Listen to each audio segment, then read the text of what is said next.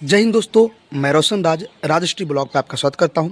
तो मैं आज आप लोगों के बीच में बात करने वाला हूं कि एलपीसीबीटी 1 के रिज़ल्ट जो है कब तक आ सकते हैं और एलपीसीबीटी 2 का एग्ज़ाम डेट जो है वह फिक्स 19 मार्च को ही होगा या बढ़ने की उम्मीद है। इन सभी बातों पे मैं बात करने वाला हूं। दोस्त, आज जो है वह 26 फरवरी है और इस मंथ का बस 3 दिन लास्ट बचा है। 26, 27, 28 जो फरवरी में लास्ट बचा हुआ है। और आप जानते हैं कि 19 मार्च को जो दिया गया है वो आपको एलपीसीबीटी 1 का एग्ज़ाम डेट दिया गया है। और आप समझ सकते हैं कि मुश्किल से अब हमारे पास समय है तो 20 दिन का समय है और 20 दिन में 3 से 4 दिन तो आपको जाने आने में ही लग जाने वाला है।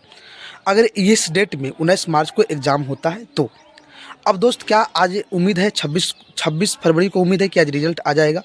तो देखिए, आज 26 फरवरी है और 26 मुझे जो लगता है कि 26 से लेकर 28 के बीच में कभी भी रिज़ल्ट आ सकता है।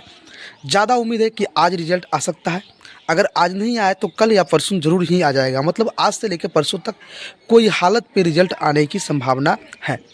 एसके झा सर ने भी अपने यूट्यूब चैनल पे बोले हैं कि आज जो है 90% उम्मीद है 26 को कि रिज़ल्ट आ सकता है और 10% में वो बोले हैं कि 27 को उम्मीद है। क्योंकि उन्होंने बोल रहे थे कि हमें जो है बोर्ड ऑफिस से पता चला है कि रिज़ल्ट आज जो है वह पब्लिक हो जाएगा। अब दोस्त, कि आज अगर रिज़ल्ट हो जाता है तो क्या संभावना है कि 19 मार्च को एलपीसीबीटी 2 का एग्ज़ाम होगा? तो दोस्त, अगर आप देखते हैं तो 19 मार्च को एग्ज़ाम है तो मतलब 18 दिन और इधर 20 दिन बचा हुआ है। तो क्या 20 दिन में पॉसिबल है? हमें तो ऐसा लगता है कि ज़्यादा मुझे लग रहा है कि एलपीसीबीटी 2 का एग्ज़ाम डेट बढ़ने की पूरी उम्मीद है। उम्मीद इसलिए कर सकते हैं क्योंकि रेलवे है, गारंटी तो कोई भी नहीं बोल सकता, लेकिन उम्मीद है।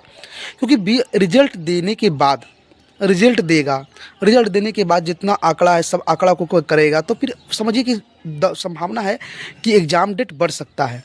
लेकिन अगर इसी डेट में एग्ज़ाम हो तो क्या होने वाला है?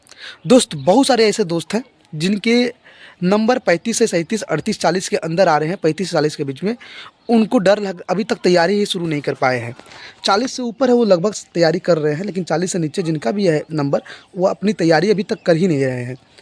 और सभी बच्चों को मैंने, खास करके जो आईटीआई किए हुए हैं बच्चों को, उन सभी का एक ही प्रॉब्लम है कि भाई ट्रेड में बहुत दिक्कत हो रहा है। क्योंकि हमने सोचा था कि रिजल्ट आएगा तब तैयारी करेंगे ट्रेड का, बाकी चीज़ पे अभी फोकस थे। तो ट्रेड में सभी को दिक्कत है। जैसे मैं खुद की बात करूँ तो मेरा भी सबसे बड़ा प्रॉब्लम ट्रेड है। जैसे पार्ट ए और पार्ट बी एलपीसीबीटी 2 में है। पार्ट ए में अगर कहा जाए तो 65 से 70 के आसपास नंबर आ जाते हैं, क्योंकि मैं रेगुलर स्मोक नहीं लगाता हूँ। क्योंकि मैंने देखा कि पार्ट ए में ठीक ठाक नंबर हो जा रहे हैं। पार्ट बी में भी हालत पंचर हुआ है। मतलब अभी तक पूरा सिलेबस जो है वह क्लियर भी नहीं हुआ था और हम सोचे थे कि एलपीसीबीटी 1 का रिजल्ट आते आते सिलेबस क्लियर कर लेंगे और अगला 20 दिन होगा तो उसमें रिवीजन करके भाई सीबीटी 2 में जो है वह पार्ट बी में भी अच्छे नंबर से पास हो जाएंगे। लेकिन अभी हमें भी डर है, पार्ट बी में बहुत ज़्यादा दिक्कत हो रहा है। हमें भी जो है 15 से 20 नंबर के बीच में ही आते हैं। कभी 15 नंबर, 17 नंबर, 18 नंबर, 20 नंबर, यही बीच में आ रहा है। पार्ट ए में ठीक ठाक है। तो अगर डेट बढ़ता है तब तो बहुत अच्छी बात है, बहुत सारे बच्चों ट्रेड में फेल नहीं होंगे। अगर डेट नहीं बढ़ा तो भाई रियल बताऊं तो अगर 2,85,000 के आसपास एग्ज़ाम देने वाले हैं, उसमें से आधे से ज़्यादा मतलब 70 से 80,000 लड़के कम से कम मिनिमम ट्रेड में फेल हो जाएंगे। तो भाई अभी मैं एक ही चीज़ बोलूँगा कि अब जितना भी टाइम देना आप ट्रेड पर दीजिए, ट्रेड पे फेल नहीं होना है। ट्रेड पर अगर फेल हो जाते हैं सारा बेकार हो जाता है। तो अभी दिमाग में यही रखिए कि 19 मार्च को ही एग्ज़ाम है और उसी बात को ध्यान में रखते हुए पढ़ाई करिए। और रिज़ल्ट आएगा, रिज़ल्ट देख लीजिएगा, रिज़ल्ट तो आना ही है और रिज़ल्ट 100% संभावना है कि 28 तक आ ही जाएंगे।